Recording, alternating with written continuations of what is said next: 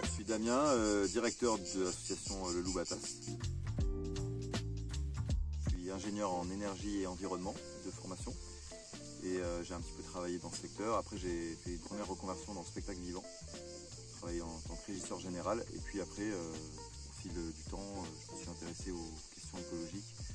Je me suis beaucoup investi dans les associations et puis du coup j'ai fini par répondre à une offre d'emploi de directeur au sein du Loup Batas.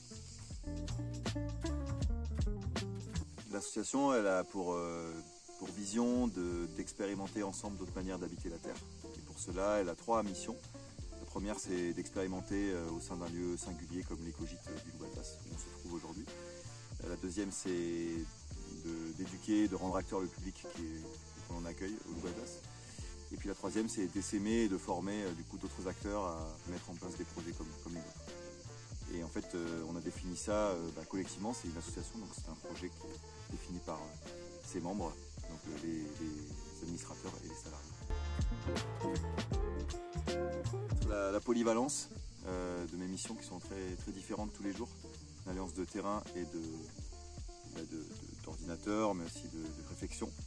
Et puis aussi la capacité que j'ai dans mon travail, par le fait que je travaille ici, à faire changer un peu la vie des gens et leur regard sur le monde.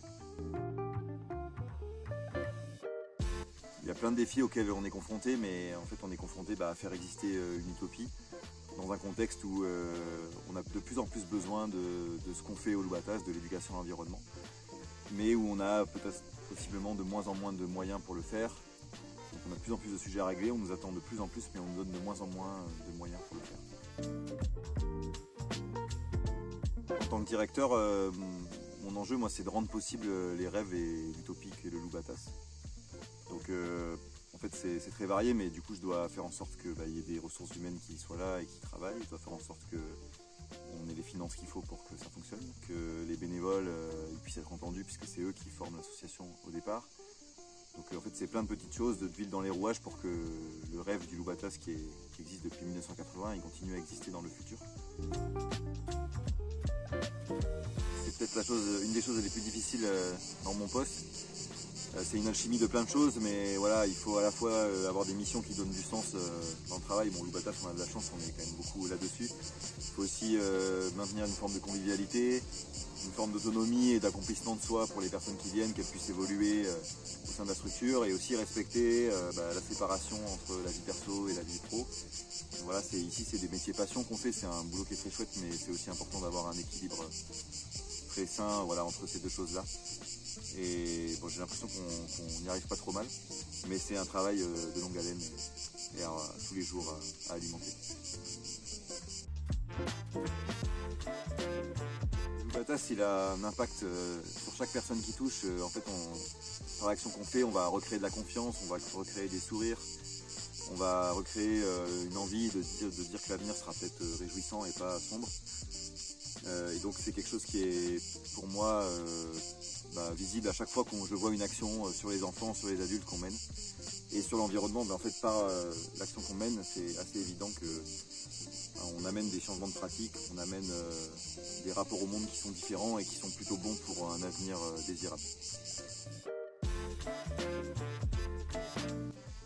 Je suis assez fier du fait qu'on mette en œuvre la 3e mission, qu'on la fasse exister, qui est la mission d'essaimage et de formation. Qu'on la mette en œuvre au niveau d'accompagnement de cantines dans les communes alentours ou d'accompagnement d'autres structures comme Vacances Plurielles qui est dans le nord. Parce que pour moi c'est vraiment un complément très fort avec ce qu'on fait ici, l'expérimentation qu'il y a eu de créer ce lieu et puis toute l'éducation à l'environnement qu'on fait. Le fait de dire que d'autres endroits vont pouvoir le faire aussi, pour moi c'est très important dans le monde dans lequel on vit, parce que je pense qu'on a besoin que beaucoup plus qu'un Loup Batas en France, il en faudrait des centaines.